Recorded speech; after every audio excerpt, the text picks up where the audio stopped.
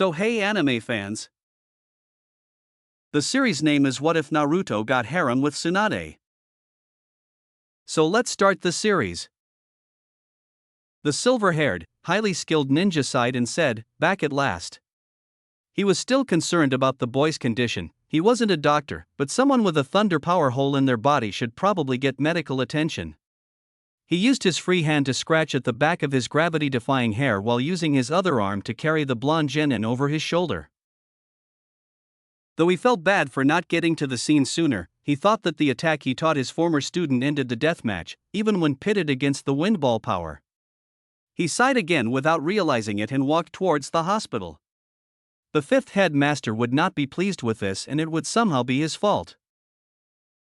Before being led into a room where Naruto was frequently seen, he pushed open the clinically white hospital double doors and informed the first nurse he saw that Naruto needed immediate attention. Fifth headmaster and Shizen hurried through the doors, and the two immediately began the healing process. Fifth headmaster was looking down at the boy with concern and wasn't about to let him die.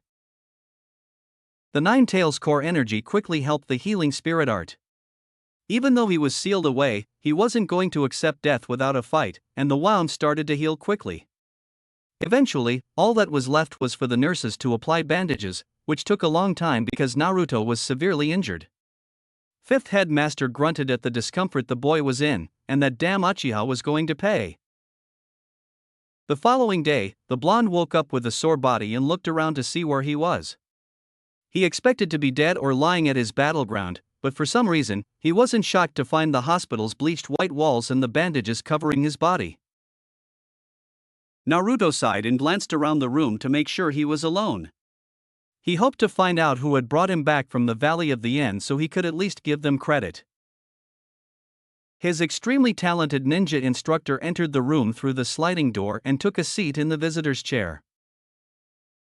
"How are you feeling, Naruto?" he said, worried for the blonde's well-being as well as his physical condition. Sixth headmaster was aware that the psychological toll of losing a comrade was far more severe than any physical suffering. Naruto merely gave the man a feeble smile since he didn't feel like discussing it and because coughing up blood still hurt his throat. "Get some rest, you look like you could use it," the sixth headmaster suggested. Naruto simply nodded before the sixth headmaster left. As he was walking through the hallways, the silver-haired, extremely skilled ninja couldn't help but frown as he recalled how, when he got close to the Valley of the End, he felt that Naruto was using the Nine Tails core energy, quite a bit of it, to be honest. How did his friend defeat him? He would have to ask legendary Sannin, who would know about Orochimaru. The fifth headmaster grunted. This was not a good day for her so far. Her Gaki and a few other team members who were sent to retrieve Naruto's friend Uchiha had returned broken, and it appeared that they had come across some of Orochimaru's elite guard known as the Sound Four. According to reports from the squad sent on the mission, the enemy used a strange power that caused strange black markings to appear all over their bodies, giving them a boost of power. Shadow Ninja claimed that the enemy had called it a cursed seal. The fifth headmaster wasn't looking forward to this meeting. She didn't want to be bothered by a group of elderly, insane people who thought they knew how to manage a village. Depending on how furious she was, she might dissolve them or kill them. The blonde began massaging her temples in an attempt to decompress. This usually happened when she thought about the civilian council. She sighed in defeat and made her way to the meeting, not wanting to be late or endure unbearable harassment from the geezers posing as the village elders. As soon as she entered the room, she noticed a sense of seriousness in the air, probably something to do with the Uchiha runaway, she thought. The meeting was about to start, and the vacant seats were quickly filled, with many of the civilian council members arriving late. They certainly knew how to annoy people. She sat in the center of the room, where she could see everyone else without even turning her head. There were a few coughs before one of the village elders cleared their throat and started speaking after the fifth headmaster announced that the meeting had begun. "The first matter will be that of the failed mission to retrieve the Uchiha boy," she said. The fifth headmaster thought, here we go, anticipating that the chamber will soon be filled with grating noises. One civilian council member shouted, "What do you mean the failed mission? How can you shinobi just let the last member of the Uchiha clan escape our village?" shouted another. The headmaster appeared to be prepared to murder the entire civilian council, as seen by the enormous vein that emerged on her forehead. She couldn't comprehend how these people could be so foolish, and the room was soon in a commotion about the matter before they were quieted. Danzo said, more importantly. He was obviously working on something. In fact, it was safe to assume that he was working on something whenever he spoke. With no emotion in his voice, he stated, the penalty for this mission failure will be dire, and both of the village elders nodded in agreement.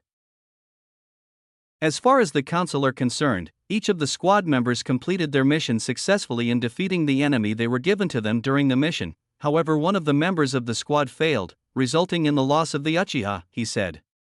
He was still trying to maintain his emotionless manner. One of the council members, who were all aware of the mission report, said, Uzumaki Naruto is to be punished in a way that will make sure that he will never be a burden to Hyde Ninja Village ever again. The fifth headmaster was now frowning deeply since she didn't like where this was headed. As she concluded her tirade, she recalled that they should have realized by now that Naruto was the fifth headmaster's favorite. I will have you know that he is no burden to this village. I didn't see any of you chasing after the Uchiha boy. If you wanted him back so badly, why didn't you go get him? Speaking of which, I'm sure you could have spared a few root members to assist the mission Danzo, she yelled. The council members appeared to ignore the headmaster's remarks and carried on regardless. I propose that Uzumaki Naruto be banished from the village of Hyde Ninja Village, with the addition of a seal which will guarantee that he will not be able to access the Nine Tails powers. Supporters agreed, and the blonde lost the vote.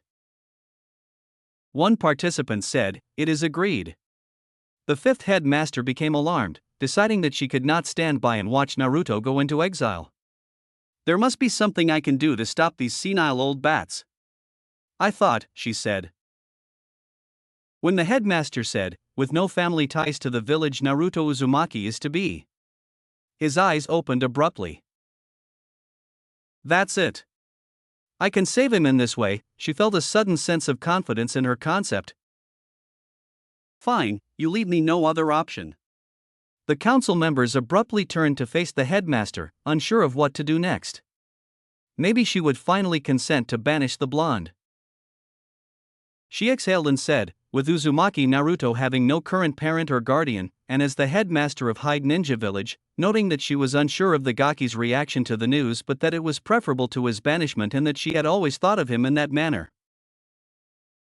She declared, I will adopt Uzumaki Naruto as my own son, and from this day forward he is to be considered a member of my family. Although she had pondered naming him Senju Naruto, the two names didn't seem to go well together. They were so close to getting rid of the boy and the nine-tailed fox, but the headmaster's last daring move had just ruined their plans, leaving the council stunned. She took that away from them in a single move. One member exclaimed, I object, in the hopes that she would somehow reconsider. The fifth headmaster said, you don't have the power to object to such a thing, know your place. The council would frequently overlook their rights and position because the most of them were power-hungry idiots who were just on the council to provide financial support.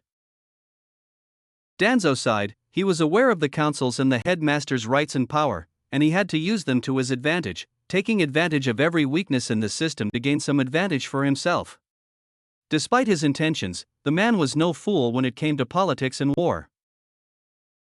She is right, that is the end of the matter. With family ties as important as the headmaster, it is no longer up for discussion. Only the headmaster has the power to exile the boy now, he said with a scowl.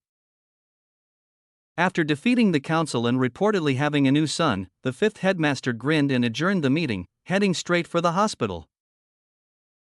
A gentle hand caressing the bandaged man's forehead caused him to stir slightly, and the sound of weeping caused his eyelids to burst open. Tears streamed down the girl's face as she sat in the visiting chair and gazed down at the hospitalized boy. As Sakura-chan, he muttered in a defeated tone. He had anticipated this at the very least, but he had anticipated the experience to be much more painful. Her eyes widened slightly at Naruto's abrupt movement as he shakily raised his arm to her face and wiped the tears from her cheeks. He uttered a feeble Sakura, I'm sorry, I couldn't bring him, before the girl nearly threw herself on him, her arms securely encircling his waist and her tears streaming down his neck. She said, "Baka. I don't care about that. I'm so glad you're okay," which made the blonde question whether he was dreaming. He was nearly certain he was until the pink-haired Kunoichi gave him another squeeze.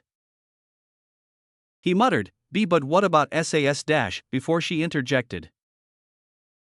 "I was wrong, Naruto, I was wrong all along, he's not the one for me," she said quietly in his ear. Naruto's face suddenly flushed. Taking into account that he was in a coma with a pleasant dream, the boy decided to take advantage of the situation and put his bandaged arms around the girl. Despite the tears still streaming down her face, she laughed and pulled back to gaze at the blonde she was holding. She sniffed a few tears and said, "Look at you, you baka," before continuing with a smile on her face. As she nuzzled into his chest, Naruto's cheeks turned bright red once more before memories of their fight returned to him.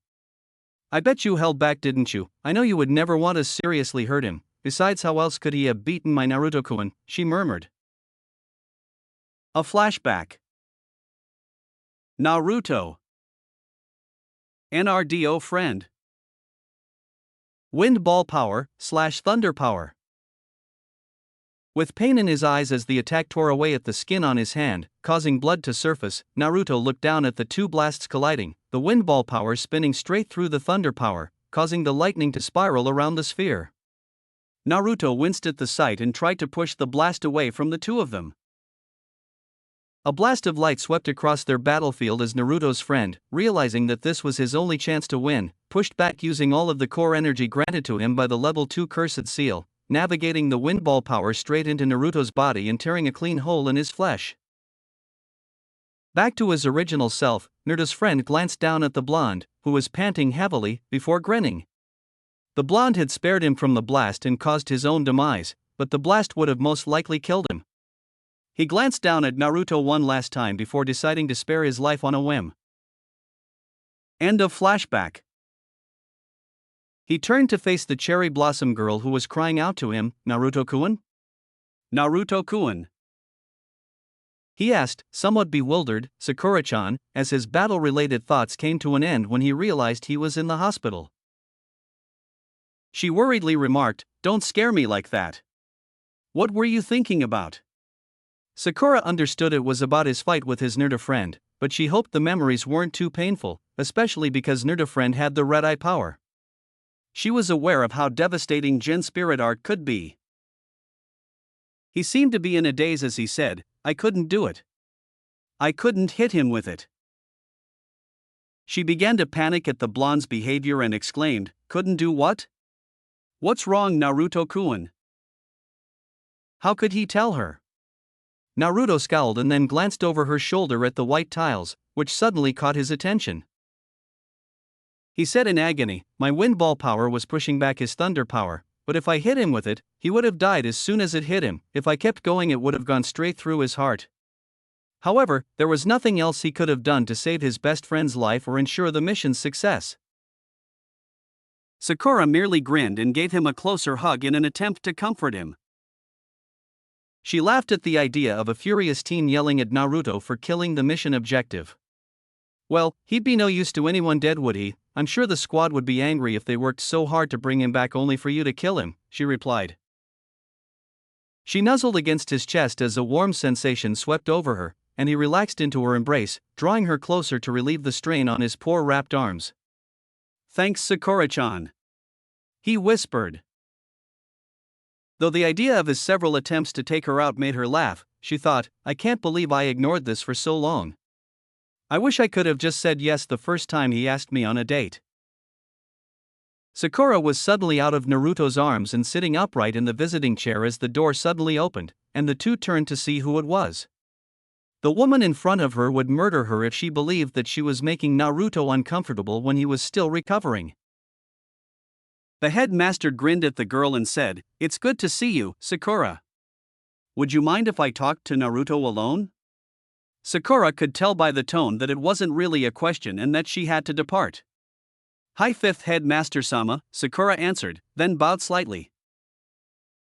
She grinned at the blonde and said, I'll come back to see you later, Naruto, before leaving the two of them by themselves.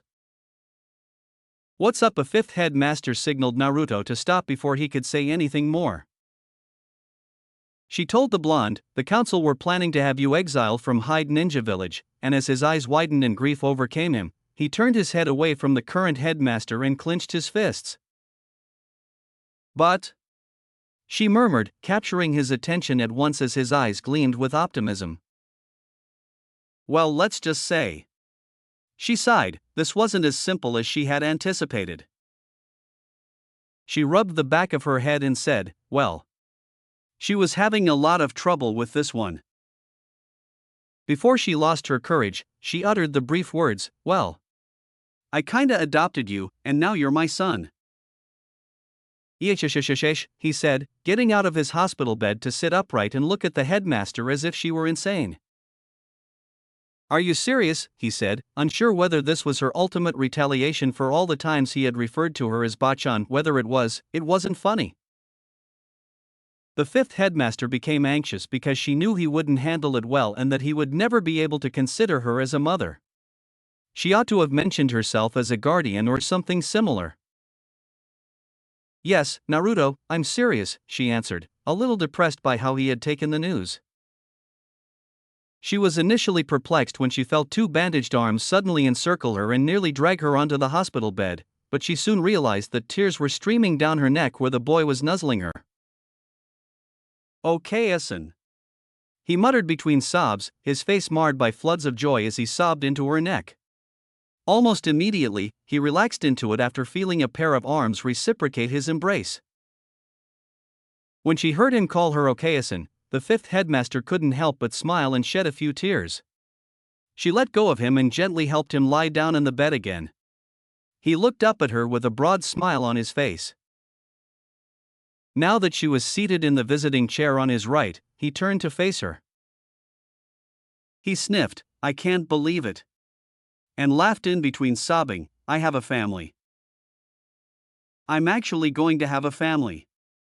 He added with a bit more assurance. Fifth headmaster grinned, realizing that this had been the right decision. She took his hand in hers and gave him a gentle thumb massage. That's right, Naruto, she sniffed. We're going to be a family, he said, grinning back at her before his eyes began to struggle to stay open. Each time he blinked, they became slightly less open, and eventually he fell asleep peacefully. If he had known that having a hole punched into his body would result in both the girl of his dreams and a family of his own, he would have considered it years ago. A specific cherry blossom girl muttered quietly, Naruto-kun, Naruto-kun, in an attempt to rouse him. She sighed and held a bowl to his nose, a familiar scent filled his nostrils, and a smile appeared on his face before his eyes opened drowsily and the bowl was taken out and hidden. He surveyed the hospital room before he saw the pink-haired Kunoichi. Huh, he asked, looking around the room. I could have sworn I smelled ramen. Oh, hey Sakura-chan, he murmured, flushing and shaking his head. I had the strangest dream, he muttered to himself. Sakura tilted her head curiously, hoping he would share it with her.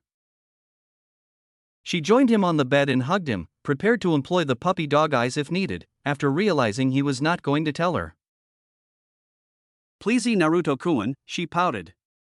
Naruto was startled and began to scratch the back of his head. It wasn't a dream, he asked himself, only to have the girl with the pink hair give him a closer hug. The blonde blushed even more as she teased, Baka. Do your dreams normally involve me, Naruto-kun? She got out of bed and looked at the bag she had brought. Sakura-chan, he inquired, wondering what she was doing and what was in the bag she was carrying. His eyes brightened and his mouth opened, practically drooling at the aroma of the food, before the bowl was passed to him. Unconsciously pinching himself to see if he was having a string of nightmares, he muttered incredulously, as Sakura-chan an ramen. This dream had to be too good to be true, he reasoned. Before opening the two bowls and bringing him back to the present, the girl with the pink hair simply laughed. He gave the girl next to him the biggest foxy grin he could manage and said, Thank you, Sakura-chan.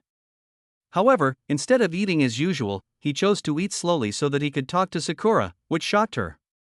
He insisted that it was his favorite flavor, and the two eventually resumed a slightly more normal conversation until Sakura recalled the fifth headmaster's visit. "I almost forgot to ask, but what was it that fifth headmaster-sama wanted to talk to you about?" she inquired, wondering what was so crucial that she had to leave the room. Since they are both on Team 7, she assumed it had to do with a new team member or a friend of Naruto's.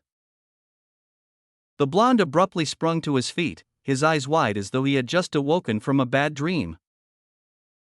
"Okay-san," he uttered before turning to face reality and shaking his head. Sakura helped him settle back into a comfortable position before the questions started. "Okay-san? What do you mean okay-san?" she said, believing that Naruto's mother had passed away, but she chose to wait for the blonde to clarify before continuing. "When you had to leave the room, okay-san told me that she had adopted me. If she didn't, then I would have been exiled from the village for failing the mission," Sakura sighed. She said angrily, "What do you mean you would have been exiled? How could they even consider doing something like that to him?" she asked. "And who was the adoptive parent?" "I thought," she said. "So who is your okay-san, Naruto-kun?"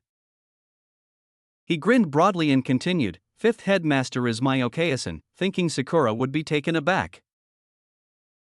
"Fifth headmaster-sama is." She stammered, utterly taken aback by what he had just said. He couldn't be serious, but before she could turn around, she heard the door open and someone entered. She grinned and said, "That's right, Gaki, he's my son," but her loud voice made it sound as though she were announcing it to the entire world. When the headmaster took the seat next to Sakura, the pink-haired girl appeared to nod off during the conversation between the two blondes before burst out laughing.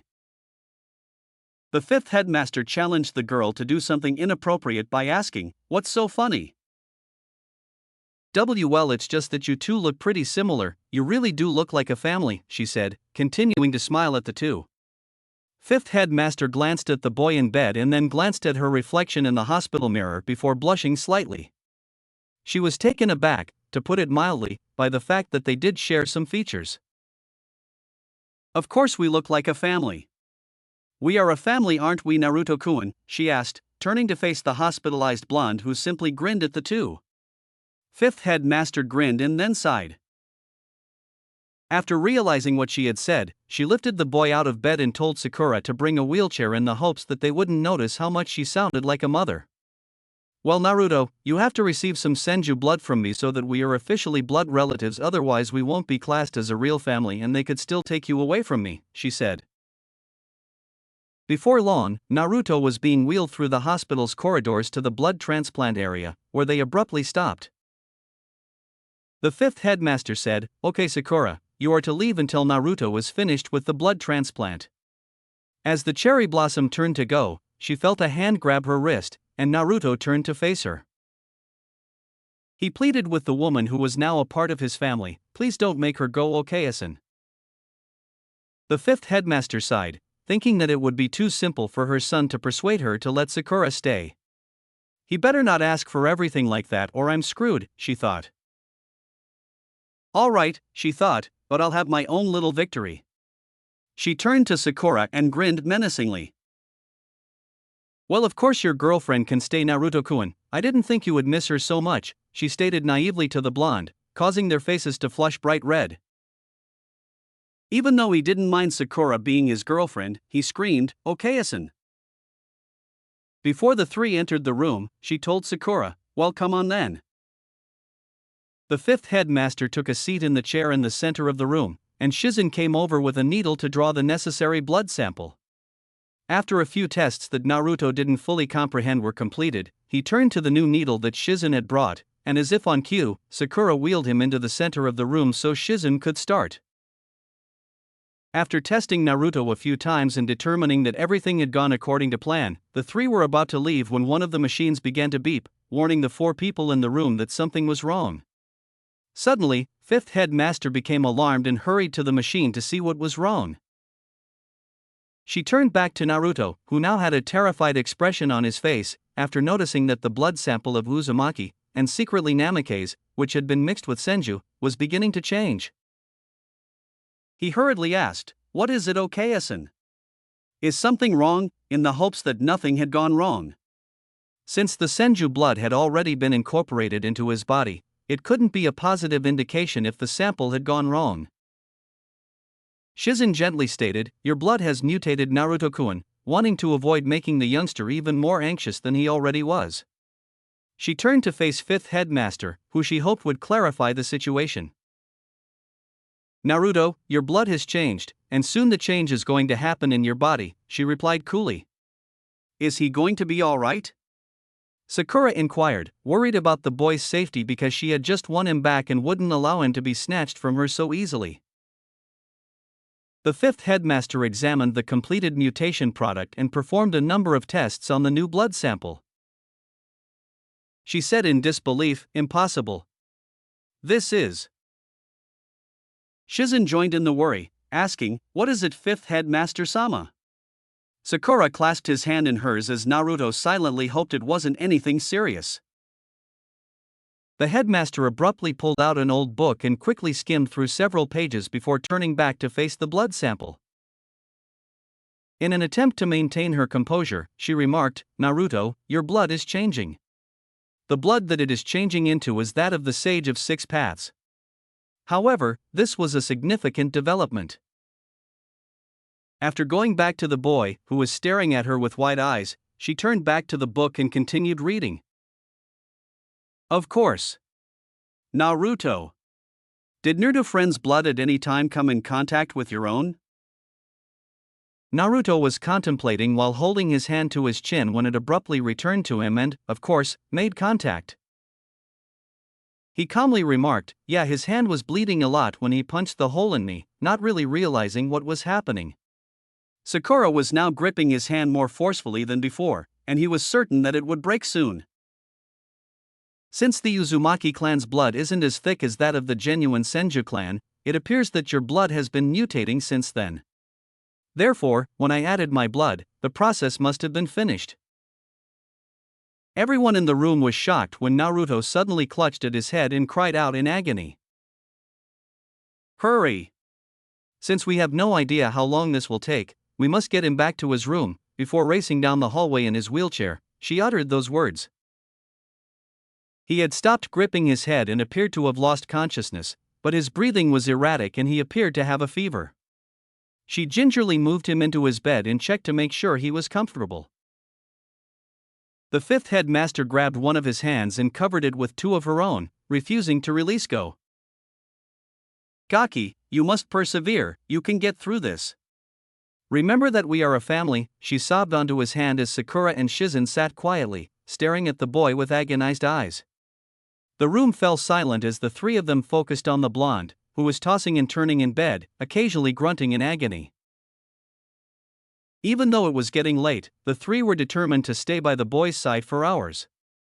They had been chatting for what seemed like an eternity in an attempt to divert their attention from the time.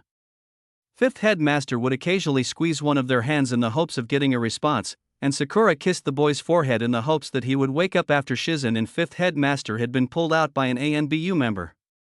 Now, the three were just staring at him as if they knew he was going to wake up.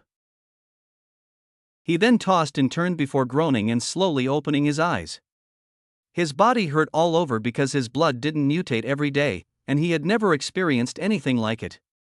He turned to face the three people who were still by his side, who were staring at him in disbelief, but he couldn't figure out why. "Okayasan," he inquired in the hopes that the headmaster could inform him of the current circumstances. "Naruto, your eyes," she whispered, turning to face her son, the sight still shocking her. "How are my eyes doing?" Before glancing at the hospital mirror across the room, he asked. "What on earth is wrong with my eyes? I want my blue eyes back," he cried out. He yelled and squeezed his eyes shut. When he opened them, they were blue again, as if nothing had changed. The three continued to stare at him in disbelief, unsure of how to interpret it. Naruto, however, made the decision to try something else and thought, "Okay, I want my eyes like they were when they woke up." Without closing his eyes, the blue pair vanished and changed into the new pair. "Fantastic!" he yelled like a kid. Whatever happened to fifth headmaster Sama's eyes?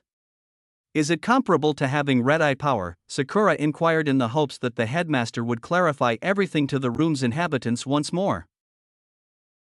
The three stared at the headmaster in shock till she took out the book she had been reading earlier. It is similar to the red eye power, yes, but it's said that they are even stronger than the red eye power, they remarked. The sage of the six paths was said to have the same eyes. It's known as the Rinnegan. Okayasan, what can they do? He remarked cheerfully, I want to train so that I can use them when I'm better. Shizen let out a dejected sigh and stated, okay, I'll go get him, before making her way to the door.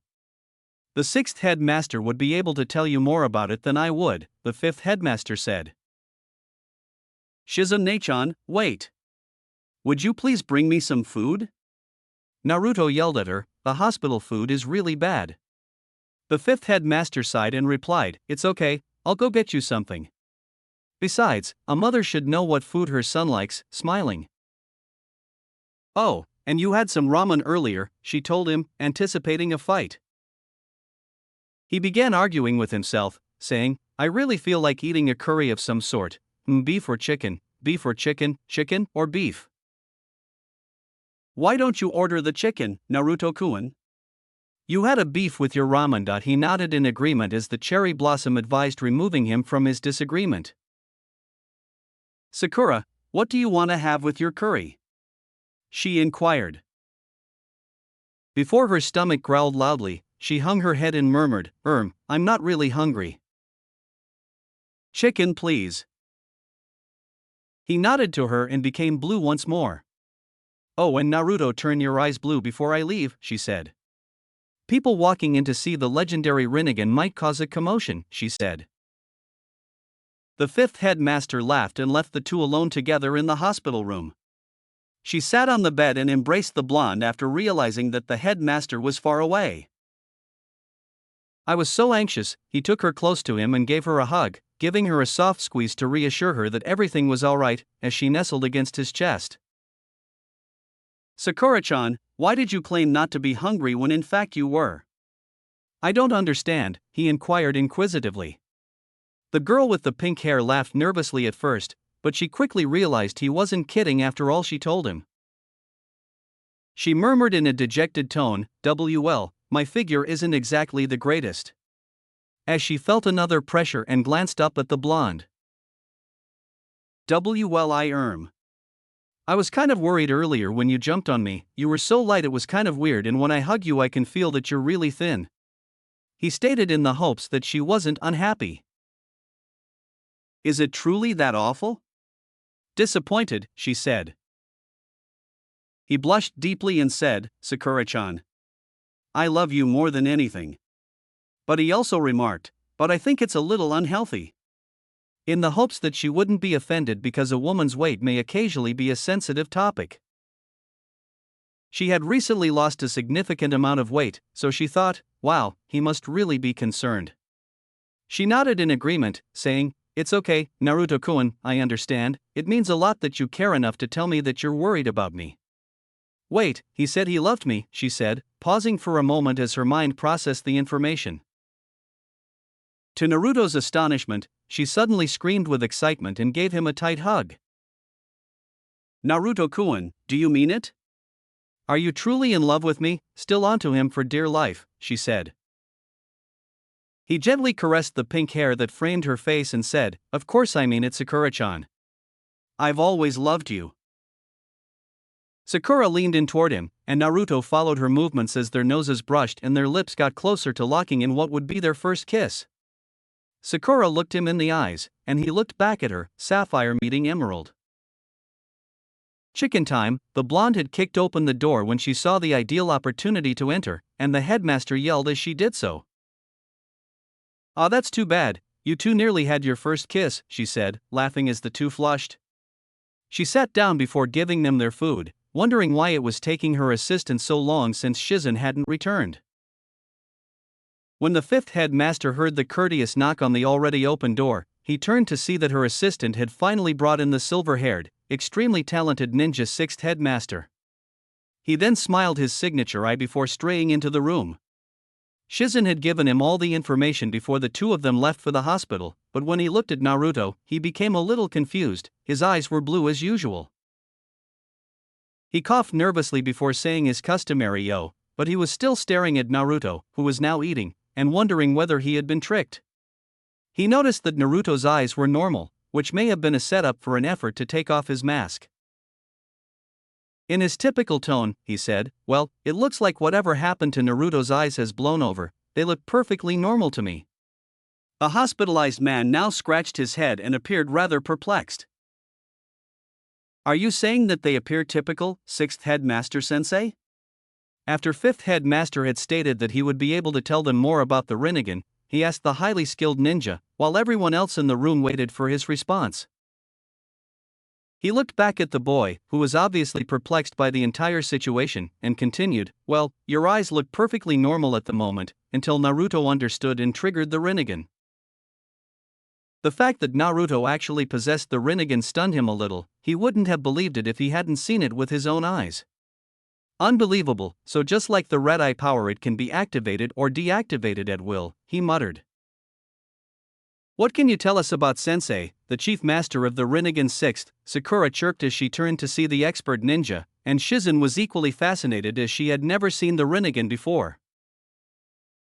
First of all, the Rinnegan allows the user to use fire, lightning, wind, water and earth spirit art, but also has many unique abilities, although the only one that I know of is that it has the ability to manipulate gravity, the 6th headmaster told the group.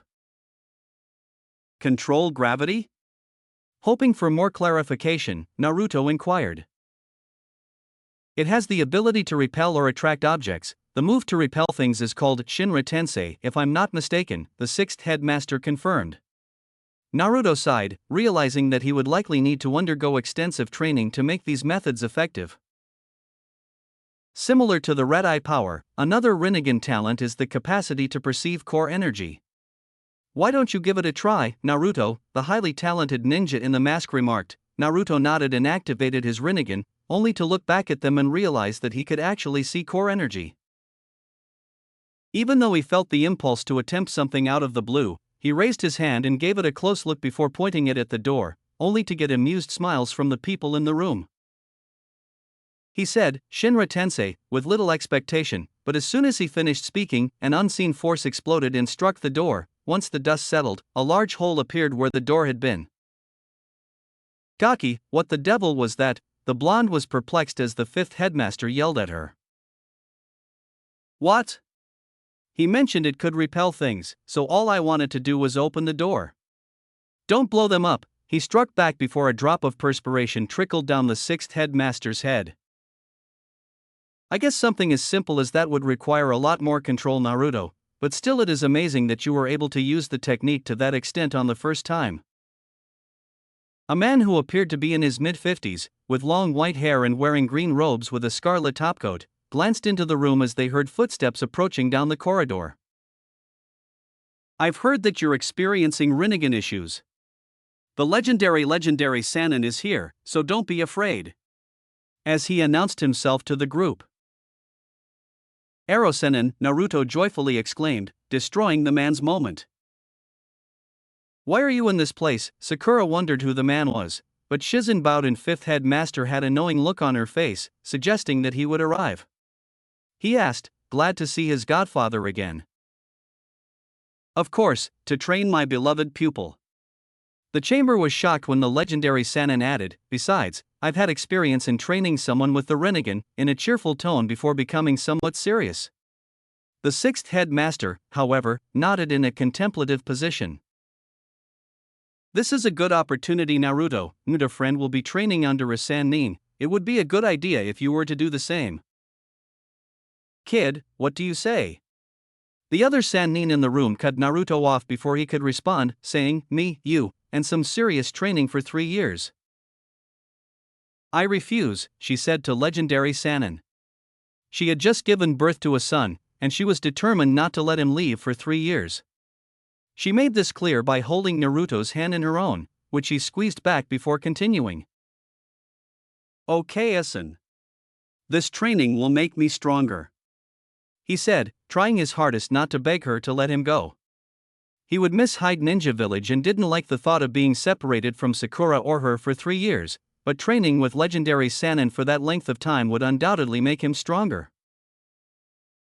Okayasan, legendary Sannin and sixth headmaster spoke together. That had come as quite a shock to the two. Yes, Naruto is my son from now on, she said. That's why I. Suddenly, she felt the hand of the legendary Sannin on her shoulder, which softened her intense frown. She was thrilled to become a mother after not having any children of her own and was eager to have a boy at last. It's for the best, said the legendary Sannin, and the headmaster reluctantly nodded in accord. Legendary Sannin merely nodded as she whispered, 3 years, don't you dare let anything bad happen to him, threatening to hurt him. The Sannin grinned and stated, we leave tomorrow, the sooner we're gone, the sooner we get back, before leaving the room. Sakura sighed, why do the other members of Team 7 get to train with one of the great Sannin? The fifth headmaster became excited at the prospect of having her own trainee. A grin appeared on her face. Hey Gaki, are you interested in being my apprentice? To keep him in line, you'll need to be strong, she laughed and added, maybe the 3 years without Naruto wouldn't be that horrible after all, or so she believed till the following day. Sakura had also come to bid Naruto farewell, and the two were walking along the streets holding hands. Naruto was on his way to the gates, with fifth headmaster trailing closely after, making sure he had everything he needed and generally fussing over the youngster. Legendary Sannin was smiling when they arrived at the gates and saw Naruto being urged by fifth headmaster to stay safe and stay out of trouble, among other maternal expressions. Are you ready, child? He merely got a confident nod when he asked Naruto, and fifth headmaster sighed deeply after the two had vanished from view. I need a drink. With 2 other people at his side, he walked slowly in the direction of his house. If he was excited, he was hiding it well from a distance, but up close, it was easy to see the big smile on his face as he approached the gates.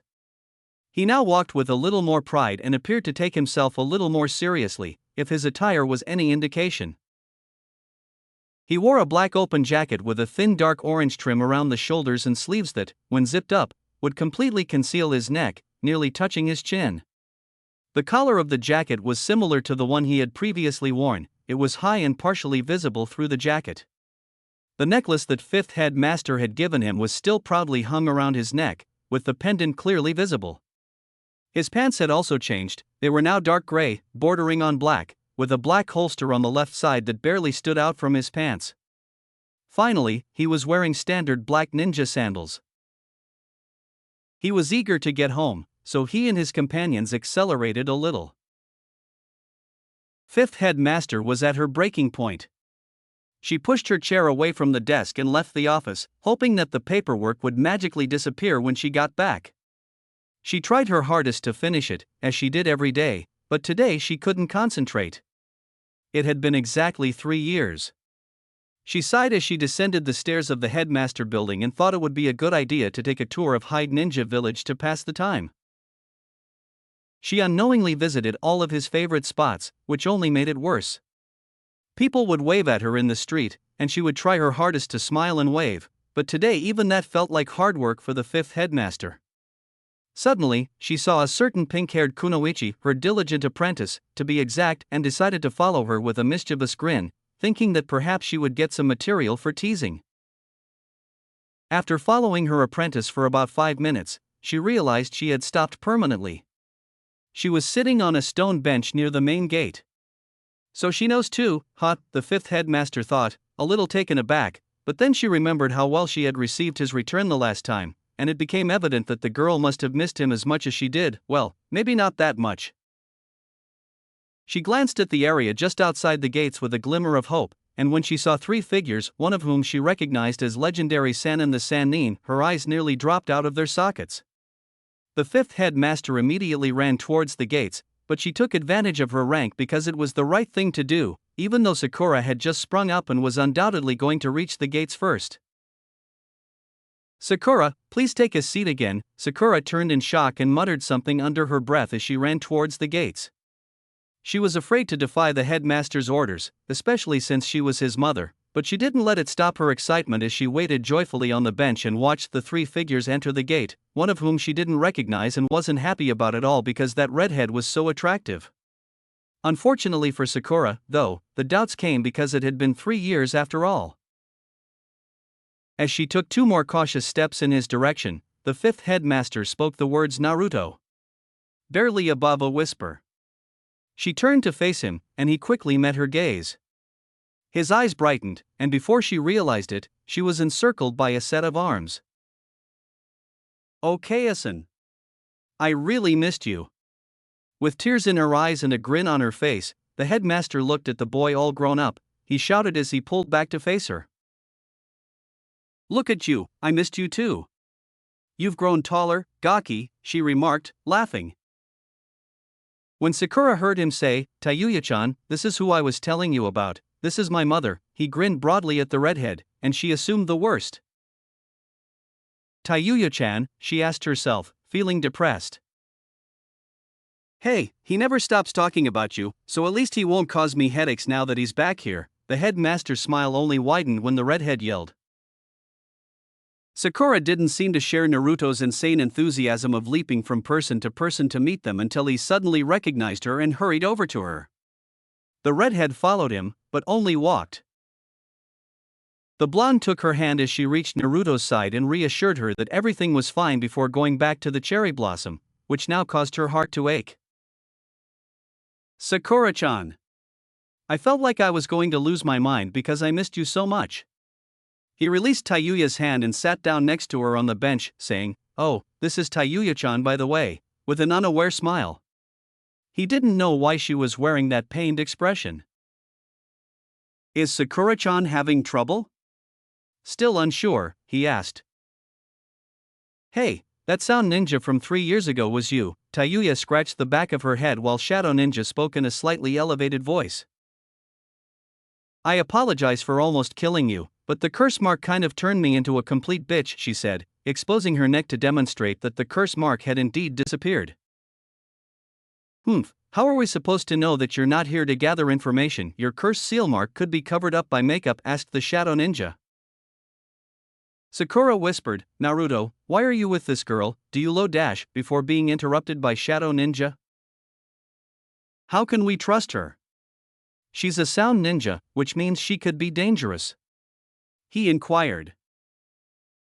The blonde attracted the attention of the questioners by saying, "She's my sister." With a sudden sense of relief, Sakura smiled and threw herself about Naruto.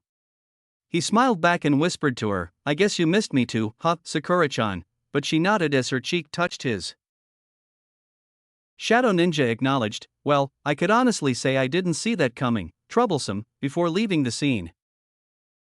5th headmaster's face lit up with an evil smile, and she abruptly turned to confront Tayuya. Tayuya turned to face the headmaster as if to ask, "Who, me?" before realizing she was being singled out for something. "Ah. You must be the older sister of Naruto-kun," she taunted, and Tayuya's cheeks quickly flushed quite a little. Yes, exactly, she never handled embarrassment well, therefore she asked the headmaster in an aggressive manner. "Hey! Gaki, I like you. How about we have supper together tonight with your younger brother?" Smiling, she inquired. 5th headmaster smiled when she murmured, "Sure." In confusion and while scratching the back of her head. Naruto did the same when he was anxious. "Legendary Sannin," she screamed, catching the man who was slinking off in the direction of the hot springs. "Yes, he is the 5th headmaster. You have to go to those damn hot springs and you'll be doing my paperwork for a week," he remarked naively, and she sighed. "To the other Sannin," she said. As he went back to her side, he uttered a defeated H-hi, which made Naruto giggle. Sakura greeted Tayuya with her hand, but he shook it back with suspicion. She smiled and added, "My name is Sakura." "Nice to meet you, Tayuya." Tayuya simply grinned back at her. Sakura giggled loudly before turning to face Naruto. I know all about you. Pinky Whiskers wouldn't shut up about you, she remarked, laughing. She always found her nicknames for individuals amusing. Whiskers, Tayuya laughed at this before bursting into laughter once again. At last, someone acknowledged her wonderful nickname for the blonde, leaving Whiskers flushed. Sakura-chan, he whimpered, clearly not amused by her jesting. A highly talented ninja that Naruto recognized as the one who had saved his life during his struggle suddenly materialized in a burst of smoke. Yo! Sensei, the sixth headmaster, he yelled, but the man only gave him a smirk. So, Naruto, how are you? Oh, and who's the redhead? He inquired. I've been great, he said, turning to face Tayuya. Without hesitation, he responded, oh, that's Tayuya-chan, my big sister. The sixth headmaster turned to face her before turning back to Naruto. The silver-haired, extremely talented ninja's eyes widened before he nodded to the legendary Sannin after he murmured something to him that included the term Kushina. All right, he said, a little dubious. So, how did you two get back together? The Sannin said on behalf of the blonde. Well, it was actually a short time after we left towards the Fire Country border, although I didn't see what happened as Naruto went by himself. Well, Naruto said, starting.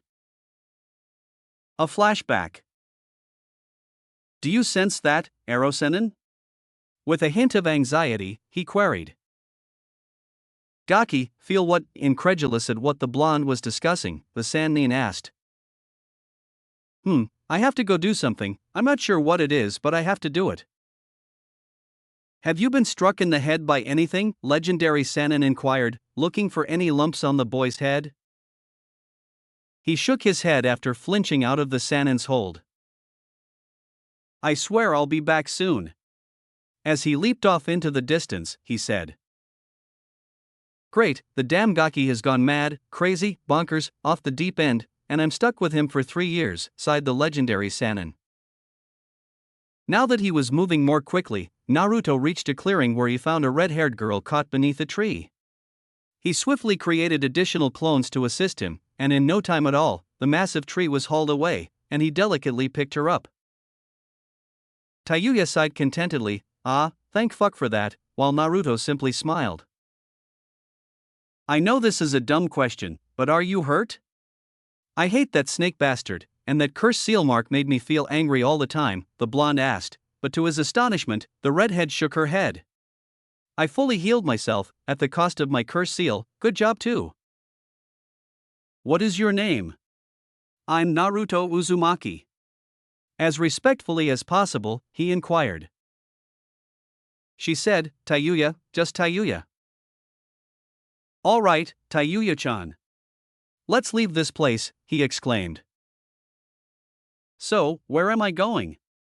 Baka, the redhead, incensed at his foolishness, said. Well, why don't you accompany me, sensei? The blonde said, we're going on a training trip before we go back to Hyde Ninja Village, and Tayuya sighed. Since she had no other choice, she nodded to him. Sakan sarcastically remarked, well, it looks like Tayuya-chan has made a friend. How much did someone pay you to wear that awful thing, kid? Nice jacket. He went on. Are you really in a position to comment on my jacket? You're wearing a man dress, a pretty purple bow, and green lipstick, Naruto laughed. Hey, Sakan's expression frowned as Tayuya let out. The remaining members of the Sound Four abruptly leaped out into the open space. Hey! We will be able to slay this child even without our cursed seals, Jirobo remarked before discharging. Naruto grinned, knowing that he would soon have the opportunity to practice his new attack. He activated his Rinnegan and gazed at his charging opponent, who paused to meet his eyes. What is dash? He said, Shinra Tensei, with his palm facing his opponent. Suddenly, a burst of energy shot out of his palm, smashing Jirobo against a tree with force. His body went limp, and blood dripped from his lips. Sakan and Kadamaru turned to stare at Naruto in disbelief. What on earth was that? Sakan questioned aggressively. He turned to face Tayuya and said, I simply fought that guy for what he did last time, and he was going to attack. Are they friends or enemies? Sakan and Kadamura gazed at the girl with hopeful eyes as he asked the redhead. Enemy, she grinned. No spirit art, Kagebushin, he yelled, and 4 clones appeared. All 5 of them were in a defensive position in front of Tayuya, with the exception of the real one, who was now charging at Sakan and Kadamaru. No spirit art, Kagebushin. It's those damn eyes, he thought, causing 10 more Narutos to join the battle. 5 of them turned on Kadamaru right away, throwing kunai with explosive tags attached towards the spider-like boy, causing him to leap away. Naruto grinned, and the clones surrounded Sakan, who was holding up a shaky guard. Why can't I tell what he's planning, he thought, and his panicked thoughts made him shudder as the clones surrounded him. He was first knocked into the air by a clone's direct punch to the jaw. Nah! As 4 more clones slid along the ground, each kicking Sakan and Yukon higher, the real Naruto leaped off the clone that had just landed the hit and went spinning high above. Ru-2. However, a skull-shattering axe kick sent Sakan flying to the ground, landing on his neck and dying in agony before the twins could react. Run down Naruto. But before Yukon could flee, Naruto noticed that he was struggling to move on his own and swiftly killed him with a series of well-aimed shuriken. The real Naruto then hurried to help the other clones as the 4 of them scattered. Kadamaru was in a panic as he fired arrow after arrow with lethal accuracy, all of them aimed for the clone's weak area. However, no matter which way he struck, there always seemed to be a clone watching him, and the targeted clone would easily evade. He was pumping core energy into a big arrow when he turned just in time to hear a whizzing sound. It's like they share a vision. How can they keep dodging like that? Whatever. They'll never escape this, he thought. Power from wind balls. Naruto shouted, thrusting the ball of core energy straight into the chest of the last member of the Sound 4. The force of the wind ball power sent him hurtling against a nearby rock and his body slammed into it. Naruto waited to see the outcome, then he dispelled his clones. After seeing the spider-like ninja's body fall limp to the ground, he wouldn't be getting back up. The girl had not eaten, slept, or drunk anything for days, so even though she was fully recovered, she was in no condition to keep up with Naruto. He dispelled his clones and told her to hold on tight, which at first she didn't understand, but then he picked her up and gave her a piggyback before heading to meet Legendary Sannin. Legendary Sannin appeared to have seen a ghost when he finally caught up with the Sannin, and he told Tayuya to bite her thumb and swipe it across a scroll so that he could trust her. However, a short while later, the 3 arrived at a village that appeared to be a detour from the Fire Country border.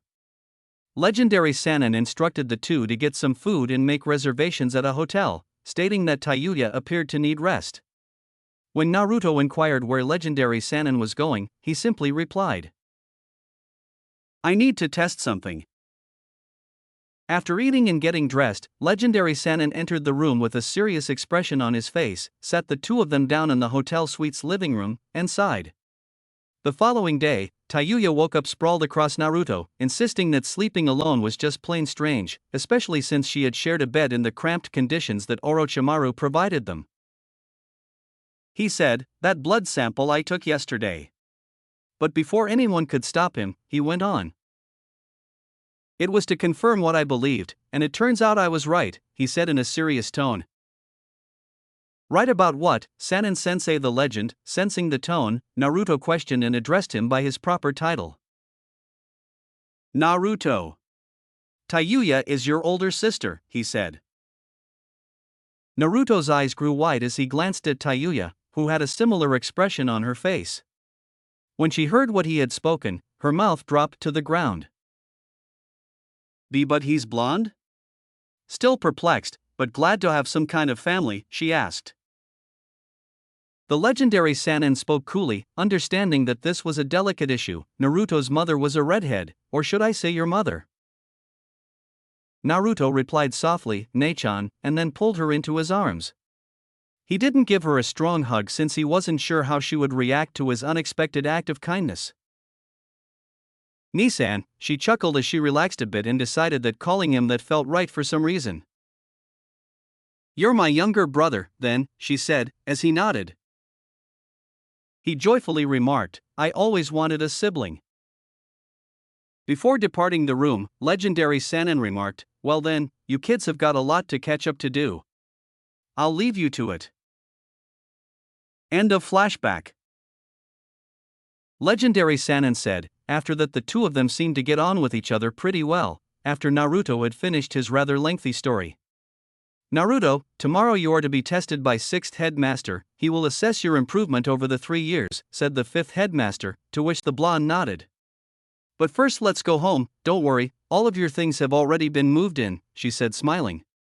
Naruto didn't know what she was talking about, but he followed her, with Tayuya accompanying him because she had nowhere else to go. Naruto and Tayuya were staring around at her pretty enormous house, which might be called a mansion, as the 5th headmaster pushed open the front doors. Neither of them had ever visited a house this size, at least not with an invitation. When Naruto entered, he continued to marvel at the amount of space in each room. The living room alone was nearly the size of his apartment, but he was quickly startled out of his reverie when the 5th headmaster turned to face him. So, Naruto, how is your new residence going? She smiled and added, she had hoped he loved it, but she wasn't sure what he would think of it because it was a big step up from his modest apartment, but the smile on his face gave her some relief. I'm going to live here, right? He questioned incredulously. This is going to be where we live, she laughed, like he'd get the whole thing to himself, she thought with a pout. He was even happier to learn that he wouldn't be living alone, even though he had never lived with anyone before. He always thought it would be so much better than living alone. The 5th headmaster left the two to wander around the house while she started preparing dinner. At first, she wasn't sure what to make because she didn't really know what Naruto liked except for ramen, and she assumed he had already eaten that at least twice today. Letting out a sigh, she recalled the simple chicken curry he had eaten in the hospital all those years ago, so she started preparing it in the hopes that it would be ready by the time the two had stopped exploring. Later, as the redhead and the blonde were crossing the landing and ready to investigate the room with the name Naruto on it, they abruptly stopped and turned to face the stairs. They raised their noses and started sniffing as though they were trying to find something. The 5th headmaster noticed the two were running down the stairs when she heard some rapid banging noises. She assumed the two had finally smelled her skillful cuisine because nobody could resist it after all. It didn't take long for the two to be sitting impatiently at the dinner table, drooling almost uncontrollably as they prepared to eat the meal that would soon be brought in front of them. To Naruto's delight, his meal was served first, and he was about to start eating when 5th headmaster gave him a stern look. He immediately put his eating utensils back on the table where they had been placed. When all 3 meals were served and 5th headmaster joined them at the table, she nodded, and Naruto and Tayuya cried out, "Ike Itamasu," before devouring down the food. Whoa! That curry was the greatest I've ever had, Okayasan, he sighed contentedly as he leaned back on the chair and patted his tummy to show that he was full, and Tayuya did the same. Yes, I haven't eaten that way in a very long time. Before Naruto gave her a sly glance, she clarified. What about the time you ate 12 plates of food at the all-you-can-eat restaurant after Erosenin and I discovered you? He asked, attempting to contain his laughs. Stop talking. She blushed as she turned away from the two and said, I was hungry. She was going to get up to wash the dishes, but was shocked when Naruto took them away from her and insisted on doing them instead. Perhaps he was more polite than she had assumed, and she relished the meal a little more before bringing Tayuya into the living room. A map of the properties in Hyde Ninja Village and a key were on the coffee table in the living room. Tayuya was a little perplexed, but she chose not to let her curiosity get the better of her because she was at the headmaster's home and needed to behave herself. The 5th headmaster said, "Take a seat, Tayuya," in a gentle yet serious manner. She then sat down herself before giving Tayuya the key that had been on the coffee table. Tayuya was a little perplexed, but she accepted the key nonetheless. Gratitude? I don't understand why I'm being given the key, she uttered in a bewildered tone. She indicated the circled building on the map and said, "It's the key to your new apartment. I don't know if you want to join the ninja ranks of Hyde Ninja Village, we'll get to it some other time, but for now." She grinned and turned to call Naruto. This will be where you live, I'll have Naruto lead you there, she said. Take her to Okayasan, he questioned, examining the map on the table with interest before nodding. Come on Nachan, it's pretty close by, he said, then gave the girl a sly smile. She rose from the cozy seat and followed him, groaning a little as they said their goodbyes. The fifth headmaster discovered the house was deserted now that she was alone once more. Naruto will be back soon, she reassured herself. She heard the front door open earlier than she had anticipated, and she had to fight the impulse to jump up and run to the door to meet her little Gaki. She was a little disappointed and perplexed to see that the redhead had returned, but she wanted to be by herself with Naruto so she could spend some time with him. She turned to face the blonde, hoping to get an explanation. Tayuya-chan didn't want to be alone, so would it be acceptable if she stayed here? I apologize, Okayasan. He asked, anticipating being shot down. The headmaster sighed and nodded. After she smirked and added, under one condition, she stays upstairs for a little while, I want to spend some time with my Gaki. Naruto rushed over to embrace her. Thank you, Okayasan, before giving her the key to what would have been Tayuya's apartment, he said. After Tayuya grudgingly murmured, thank you, Naruto took the redhead by the wrist and gently dragged her to their chamber. Tayuya's jaw almost dropped as she surveyed the room, which had a large wooden floor and pale cream curtains that were closed at the moment to let in a good deal of natural light. She gazed at the room's focal point, a large double bed with 2 stacks of pillows near the oak headrest and a thick red quilt. It's gorgeous, Tayuya said. Tayuya nearly threw herself on the bed and was now rolling around on it when Naruto heard a bouncing sound. You really like the room that Mu-dash? Tayuya, he inquired, utterly taken aback. She awoke from her reverie with a flush. Shut up, she murmured, averting her gaze from the blonde, who merely laughed at the redhead before heading downstairs. Tayuya made an effort to give the bed a hug as soon as he left the room. Fifth headmaster was sitting rather comfortably on her couch, waiting for the blonde male to return. As if he heard her sigh, he thundered down the stairs and pushed open the door to the living room where fifth headmaster was sitting. She smiled at the boy, knowing that after 3 years she would finally get to spend time with him alone. She looked down at him with a satisfied smile as she leaned back against the chair's arm and started to stroke his spiky blonde hair, which he seemed to enjoy as he purred softly. Naruto was sitting on the couch next to her when he was quickly pulled by the shoulders, resting his head on the fifth headmaster's lap. She said, Now, my little fox, why don't you tell me everything about your trip, she asked, and Naruto nodded before giving her tales of his adventures with Tayuya and legendary Sannin. Some of the stories were humorous, while others had her exclaim, Damn that pervert, just wait till I get my hands on him. As Naruto concluded his most recent tale, he let out a satisfied sigh and nuzzled against her hand, which she couldn't help but find adorable. She arched over and kissed him lightly on the forehead, earning her the biggest foxy grin she'd ever seen and even making her laugh. She listened intently for at least a few hours, enjoying the company just as she'd imagined she would. She had been quietly running her fingers through his blonde hair for a few minutes when he suddenly sat up, much to the fifth headmaster's dismay. She was having a great time with him, but she was able to forgive him when he offered her a firm embrace. He murmured softly, I'm going to visit Sakura-chan, I'll be back later, love you Okayasan, before standing up and making his way to the door. She laughed a little, wiped her eyes, and went upstairs because she needed to take care of another Uzumaki. She waited patiently for the wooden door to Naruto's and now Tayuya's bedroom to be opened after knocking, but she couldn't help but giggle when she heard something. Bed? Are you able to comprehend me? You asshole, why didn't you fucking say something earlier?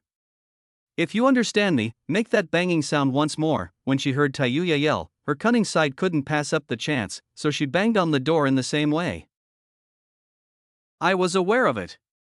I believe we will become close friends. When she made the announcement, fifth headmaster covered her lips with her fist and suppressed her laughing.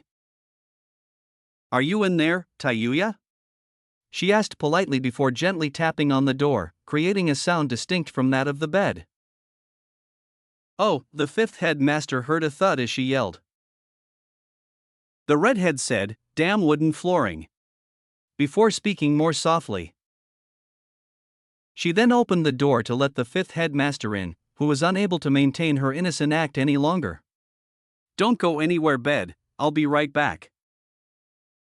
"Gaki, do you typically become friends with beds?" She laughed at the girl and inquired. She pouted at the blonde's remarks, saying, Shut up. "I wanted to talk to you about something," murmured the fifth headmaster, anxiously massaging the back of her neck. "What is it? Is it acceptable for me to remain here with Naruto?" With puppy eyes, she pleaded, "I don't want to live on my own," but fifth headmaster simply shook her head. The fifth headmaster said, "You might want to take a seat." And the redhead followed her advice, sitting comfortably on the bed and wearing a joyful expression. "Is it the fifth headmaster?" innocently, she inquired. "Well," the fifth headmaster hinted to the girl, who didn't appear to understand, "given that Naruto is your brother and I am his mother." "Yes," she groaned, "I had hoped this would be easier, but I guess I'll have to be blunt after all," she said, nearly making fifth headmaster facepalm. It seemed as though her prayers were answered when Tayuya returned with Naruto and was rumored to be his sister. However, she intended to get to know the girl first, so she offered her an apartment in the village. "How would you like it if I became your mother as well?" she asked, looking away from the girl expecting a negative response. Fifth headmaster had always wanted children but had never had her own.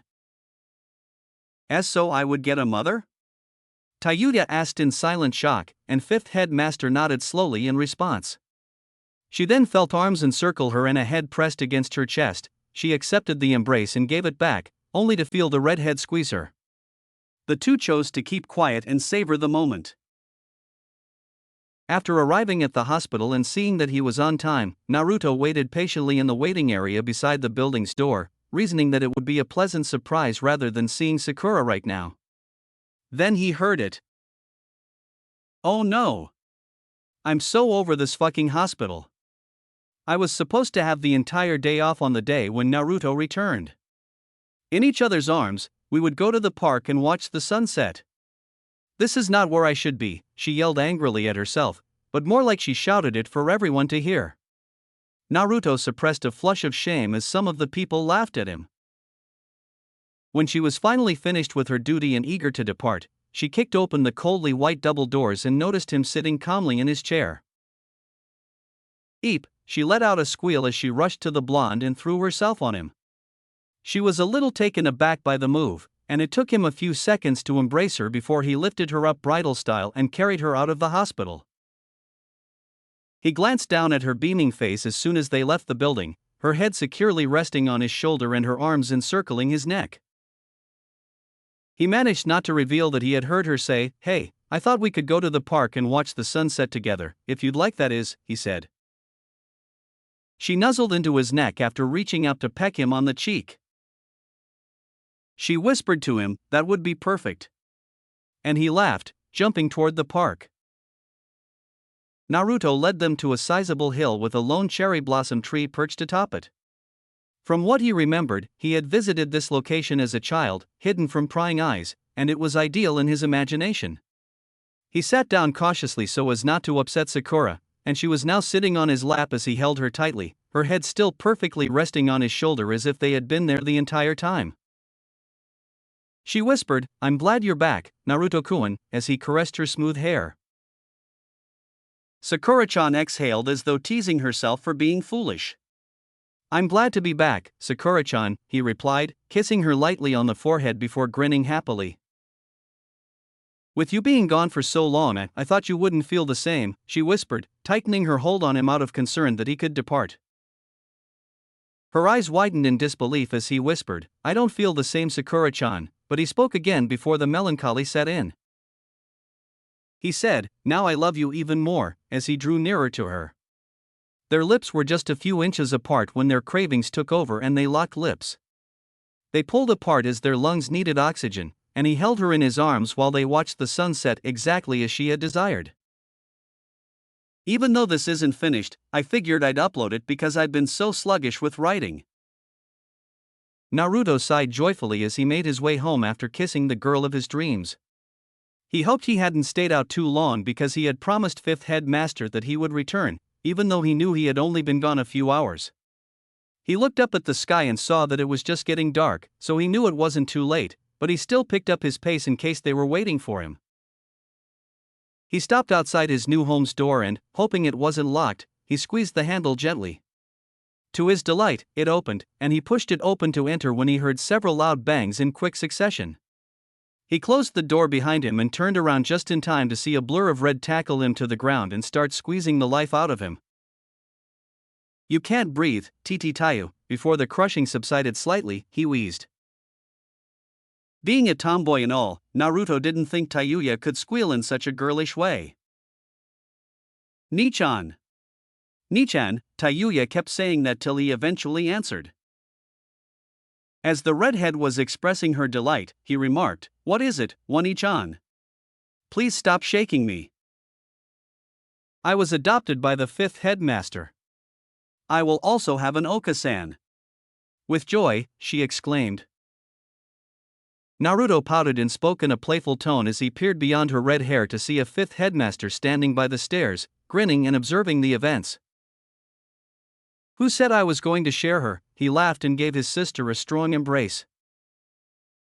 "I'll defend her by fighting you," Tayuya declared, and before the fifth headmaster interfered, the two were rolling around in a play fight. She chastised them while encircling them in an unbreakable embrace, which they graciously reciprocated with a smile. Now, children, I know I am amazing, but let's not fight, there's enough of me to go around," she said. Fifth headmaster anxiously replied, "Let's go do whatever families do in the living room," as the two took the lead and settled into the big sofa, leaving space for her to sit in the center. "What now?" Tayuya questioned Naruto, who turned to face her. "How about we watch a movie?" With trepidation, he questioned, but Tayuya jumped up, shoved a movie in, and then slid back onto the couch. Fifth headmaster couldn't help but wonder when she got so lucky. The two were sitting comfortably in her arms, and she was wrapped up in theirs when she was finally a mother after all these years.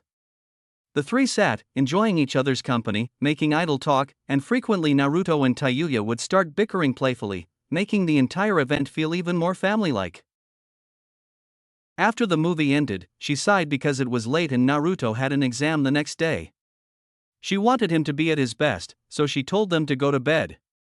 However, she couldn't help but feel the need to tuck her kids in and fuss over them before they slept in her care for the first time, so she decided it was time to end the day as well, lest her paperwork suffer from a fifth headmaster who was a little sleep-deprived. "Hey, Nichan. I know you're awake," Tayuya nudged her brother in the sides, causing him to turn to face her as she whispered. "Nichan, what is that?" In order to avoid waking the fifth headmaster in the adjacent room, he likewise inquired in a whisper. She nonchalantly replied, "Love you," before giving him a tight hug. He gently pressed her head against his chest, a little surprised by the unexpected display of affection but understanding why. He embraced her and added, "I'm glad you're so happy, Nichan," as he did the same. "Is that all?" With a tone of mock hurt, she said. He sighed and added, Fine, love you too. I figured you'd already know that by now though," he laughed. After a little period of silence, Tayuya abruptly nuzzled Naruto's chest even more and grasped him even more tightly. As warm tears started to flow down Naruto's pajamas, she added, "Thank you." In a more solemn tone, "For everything." Uncertain of what she meant, he stroked her hair and rubbed her back. "Tayuya-chan, what do you mean?" he inquired in the hopes of receiving an explanation. Between sobbing, she added, "You really transformed my life. Without you, I couldn't have had any of this. I guess I should thank you too. You're the best Nichan ever." He said this in an attempt to stop her from crying, and she laughed before sniffing and halting the tears. "You're damn right I am," she remarked, then laughed once more and squeezed Naruto. With a foxy smile, Naruto added, "Now come on, let's go to sleep so I don't get my ass handed to me by 6th Headmaster Sensei for being too tired," before bending down to give Tayuya a forehead kiss, as he did each night before they went to bed. She closed her eyes and muttered, "Good night, Nii-chan," and before long, the two had fallen asleep peacefully. Being the amazing mother that she is, the fifth headmaster was now carrying a tray of food up the stairs to the kids' room. She carefully turned the handle before silently pushing the door open so as not to disturb them before they noticed that she had prepared breakfast for them. The two began to stir when she exclaimed, "Come on you two, rise and shine," just loud enough to wake her targets. Tayuya then muttered something. "F5 more minute." She abruptly stopped talking and sat up. "Is that bacon?" she asked, practically jumping up and down in place, with excitement. Naruto also leaped up, saying, "Breakfast?" He questioned the redhead, who turned and gave him a nod. "Yes, Gaki's, breakfast in bed." "Pretty excellent, isn't it?" she smirked as she asked, and the two simply nodded angrily before starting to eat the food that had been supplied. "Oh my god, where has your cooking been all these years?" the redhead asked, then wasted no more time in attacking her food again. "Sixth headmaster sensei cannot defeat me with gasoline like this," Naruto said. "Okay-san, you're the greatest." As they finished their lunches, they all said. The fifth headmaster simply grinned. She groaned and said, "Good job. I told him the match was 2 hours earlier than the real time." I know, now come on, get dressed, we need to go to the training grounds." Not that sixth headmaster will be there early, she thought as she left the room to allow the two to get ready. The two limitless energy supplies quickly descended the stairs, and fifth headmaster, who was standing by the door, couldn't resist attacking Naruto due to his rapid growth. "My Gaki is grown up now," he blushed as she spoke joyfully. "Okasan," he protested by whining. "We know you enjoy the attention, so calm down, Whiskers." Tayuya made fun of him before Naruto stormed out the door, complaining about teasing families. The two women quickly trailed him to the training grounds, and as the sixth headmaster appeared in front of them, Naruto nearly passed out. He said, My, Headmaster-sama, training started 2 hours ago," sighing and sounding bored.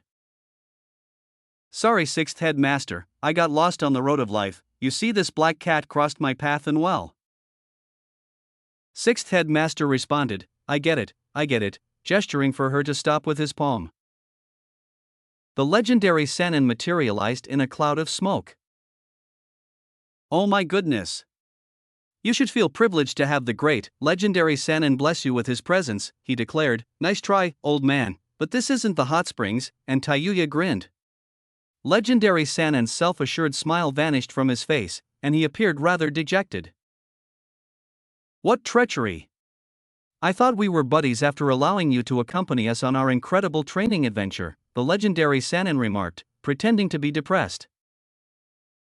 "Well, at least I'm still respected by my top pupil," giving Naruto a thumbs up, the legendary Sannin declared.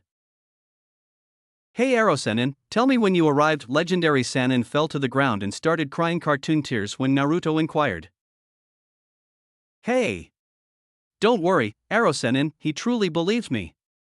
I'll prove to them how resilient you made me." The legendary Sannin abruptly came to life after Naruto's announcement. "Naruto is my boy. Protect my honor." Before pumping his fist in the air, he let out a cry. Guy twitched elsewhere, and in an instant he was speeding toward the training ground. Suddenly, he leaped out of the bushes and into the air. Seeing the crowd staring at him, he stopped in midair and struck the nice guy posture before landing in the middle of the gathering. "Let youth's flames burn brightly during this training conflict," Guy screamed as Rock Lee, covered in dirt from his underground tunnel, leaped out of the ground and came into view.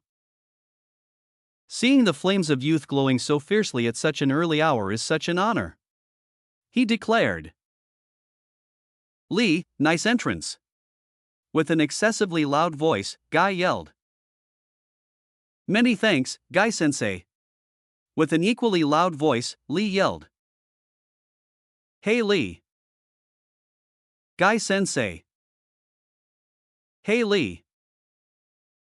Guy-sensei. "Hey Lee." Guy-sensei. With tears streaming down their eyes, the two gave each other a manly hug inspired by the flames of youth as a sunset background suddenly materialized. Different training ground, sighed the fifth headmaster. She questioned the group's rational members, who all gave a stupid nod before following. Tayuya grumbled, "Geez Nichan, you didn't tell me you had crazy people in Hyde Ninja Village," while Naruto uncomfortably laughed and scratched the back of his head. He complained, not even believing himself, "They're not crazy, they're just, energetic, yeah that's it. Lee and Guy were undoubtedly insane." He felt a solid hold on his shoulder before the sixth headmaster turned to follow the rest of the party. It turned out to be Legendary Sannin. Legendary Sannin grinned and said, "Be careful, sixth headmaster."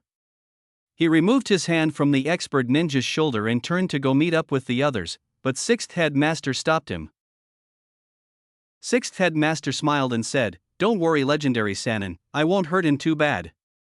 Legendary Sannin laughed heartily and said, "That's not what I meant," before leaving sixth headmaster a little perplexed. The copycat shrugged and trailed behind him. Tayuya turned to face her new mother, who moved forward from the group and made an announcement, as the atmosphere in the training area grew serious when they arrived.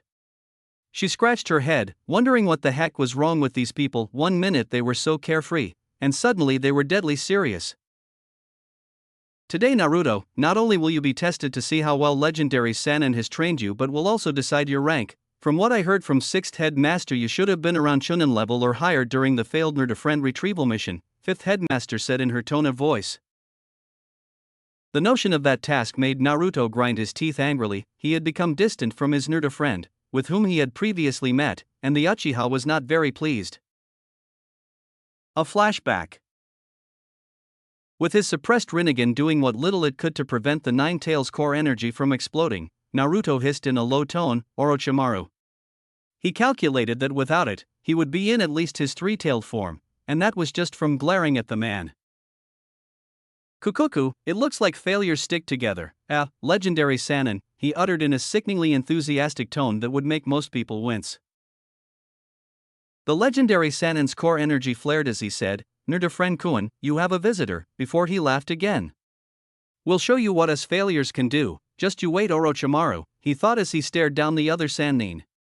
With practiced grace, the Uchiha landed on one foot in front of Naruto, looking over his shoulder with as much composure as possible. "Oh no," he began before Naruto's knee became embedded in his ribs. Unprepared for the blow, he arched forward and leaned over the boy's leg, which was abruptly withdrawn, causing him to fall to the ground.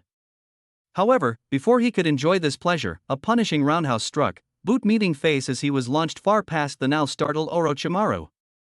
However, before the Snake Sannin could prepare himself, Naruto activated his Rinnegan, nodding to Legendary Sannin. Tenin Bansho, the Legendary Sannin nodded gravely, and Naruto hurried at the Uchiha, keeping in mind his training that traitors deserve no mercy, as a powerful gravitational pull abruptly dragged Orochimaru out of his stance and sent him flying in Naruto's direction. However, before he could finish the journey, a nasty right hook from the other Sannin launched him through numerous trees. The fallen snake was picked up by Legendary Sannin, who then threw him through more trees. Orochimaru, using his body to break through the trees, launched a bladed tongue at Legendary Sannin, who ducked the blade with practiced ease. Legendary Sannin winced as he grabbed the man's tongue and, with a strong tug, brought the other Sannin towards him before destroying the snake with a 3-hit combo of kicks. The forest was being attacked by the relentless Legendary Sannin, but Orochimaru stood and rolled his shoulders as though the only injury he had received was stiff muscles. He laughed, but was quickly silenced as he leaped away from the windball power, which only made the forest's surroundings more cratered. In midair, he shot out his tongue once more, this time directly at the back of the toad sage. The blade went straight through Legendary Sannin's back, but he quickly vanished into smoke. Orochimaru's cheek met his fist on a personal level, causing him to spin in place from the force. Legendary Sannin then delivered a gut punch, but Orochimaru vanished into a swarm of snakes that all had blades in their mouths, leaping back. Legendary Sannin then flipped through hand seals, and a stream of fire burned the serpents below. He felt something grab hold of his ankle and was abruptly swung through a few trees before being freed. Orochimaru emerged from beneath the ground nearby, and the two engaged in Tai spirit art, each with a unique style. Orochimaru slithered out of the way of blows while trying to land quick, piercing blows on the other Sannin as he weaved, twisted, and turned using momentum to strengthen his blows. The legendary Sannin didn't seem to care about being elegant, and when he saw an attacking blow coming, he would either forcefully parry it away or simply lean out of the way. His striking style consisted of quick, deadly punches, but it was much easier to predict than the snake's. Orochimaru was about to deliver a vicious blow to legendary Sannin's windpipe when he felt his forearm being gripped. Suddenly, he was drawn toward the approaching fist, which struck with force and knocked him away from his opponent. He staggered before turning to face legendary Sannin again. Orochimaru, what's wrong? The genius shouldn't be being beaten just now, could he? With confidence, the legendary Sannin asked. Orochimaru said, "Kukuku, you always were the fool. A ninja's strength is determined by their knowledge of nin spirit art," before revealing hand seals. "Naruto, you'll pay for this," said Naruto friend before he had to raise his guard to block a punch that would have hit his face. Naruto used the force of the punch to push Naruto friend to stumble and struck him in the chest with a kick, causing him to lose even more ground. Naruto friend threw a kunai at Naruto, causing him to poof out of existence. Naruto friend turned his face, which was met by the real Naruto's flying kick. After being knocked off his feet, Naruto's friend grimaced as he saw he was no longer the only one with a unique pair of eyes. He then flipped and used his hand to slow himself before stopping himself. The two appeared to be dancing in a synchronized manner as Naruto's companion calmly said, "I don't care what you've done to your eyes, you won't beat me," before slashing out at the blonde with his sword. After ducking beneath the sword and carelessly head-butting Naruto's comrade in the stomach, Naruto seized the back of the Uchiha's head and bounced it off his knee, causing the Uchiha to stagger back. Tensei Shinra, as the red-eye power user, was thrown by an unseen force and crashed against multiple trees, the blonde yelled. Before glaring at Naruto, Naruto's friend got up and shook off the tree branches and bark. "Will you not inform me that you will be dragging me back to Hyde Ninja Village?" As the cursed seal markings began to creep across his skin, Naruto's friend remarked. Naruto was on the attack again, not in reference to the cursed seal mark, without replying. After a brief period of appearing balanced, Naruto's friend took a right hook to the face and felt a hand grab his neck. Naruto then slammed him through a tree and leaned into his ear. This time, Naruto's friend fared much better. However, by using hidden clones, Naruto was able to scan his opponent for openings from multiple directions, a tactic he used to survive one of the more brutal spars against his Sannin instructor. No mercy. End of flashback. Naruto would never tell anyone because, even though he wanted his Naruto friend to come back, kicking his ass was enjoyable. However, Orochimaru and the Uchiha had withdrew before any serious injuries were treated because, presumably, legendary Sannin had scared them away by calling forth the Elder Toads. Orochimaru was not prepared to face a Sage mode, and legendary Sannin needed a new body badly. Orochimaru was patient, though, because he would soon have a replacement body. After activating his Rinnegan, Naruto was startled out of his reverie when he saw Sixth Headmaster drop into a posture, indicating that he had undoubtedly slept off during the talking bits. He then watched Sixth Headmaster remove his Hitai 8 to reveal his red-eye power. Go! When the fifth Headmaster roared, Naruto immediately made a cross with his fingers. There's nothing new there, the sixth Headmaster reflected. Naruto declared, Kagebushin no spirit art, prior to the clones charging towards sixth Headmaster. One of them, however, took a diversion and went to the right, while another sprang into the air, still quite a distance away, confusing sixth Headmaster. Shinra Tensei, before the sixth Headmaster could respond appropriately, he saw Naruto running through hand seals out of the corner of his eye. Naruto yelled as the clone was propelled towards him at a surprising pace by the pulse of gravity. Amazing eruption of clones, as the clone a few yards from sixth Headmaster exploded in front of everyone, Naruto cried, and sixth Headmaster barely avoided the explosion by jumping to the right. What was that? Shit, he thought as the second clone suddenly engaged him in fight. The real Naruto's Rinnegan eyes scanned his opponent from behind, while the sixth headmaster swept low before aiming a high kick at a blind place. The clone leaned back and fell to the ground, then used his own sweep to knock the sixth headmaster off his feet and kick the silver, extremely talented ninja in the back, sending him flying in the direction of the original Naruto. Earth Prison, Doton. When two slabs of earth appeared and encircled the sixth headmaster's arms, pinning him in place until a cloud of smoke replaced him with a log, Naruto screamed. He then saw a giant fire dragon approaching him at a pace he knew he couldn't avoid. Qin, Fu Spirit Art. Sixth headmaster was fighting 6 Narutos in Tai Spirit Art, each of them swapping out to avoid hits or to allow the other to try to land one on sixth headmaster. The unpredictable style was proving to be difficult to deal with. Naruto thrust his hand out to meet the attack head-on, and the onlookers were astounded when the fire dragon slowly evaporated into nothingness. Naruto flew at sixth headmaster, creating several clones as he did so. When sixth headmaster saw that his clones were still charging, he leaped back and used an earth spirit art, sending spikes flying from the ground towards them. 2 of them were too slow to survive, and the others withdrew to form a group behind the real Naruto. Sixth headmaster spewed a fireball directly at his assailants, but was taken aback when Naruto slammed his palm down to use Doton, Earth Wall. Confused by the movement, the sixth headmaster looked to the floor to see explosive tags burning away. He was able to escape the blast radius in time thanks to his quick thinking, but he still sustained a minor injury to his right leg that was nipped by the explosion. Before he could gather himself, he heard those words once more. The fireball struck the wall and vanished into nothingness, and soon the clones were on him again before they decided to jump away. Tensei Shinra. Naruto used the opportunity for his clones to form various attacks by releasing a wave of energy that blasted the highly skilled ninja back. Fantastic Air Cannon, Futon. Katan, a huge conflagration. Suiton, Fawn of Rising Water. Raiton, a burst of lightning.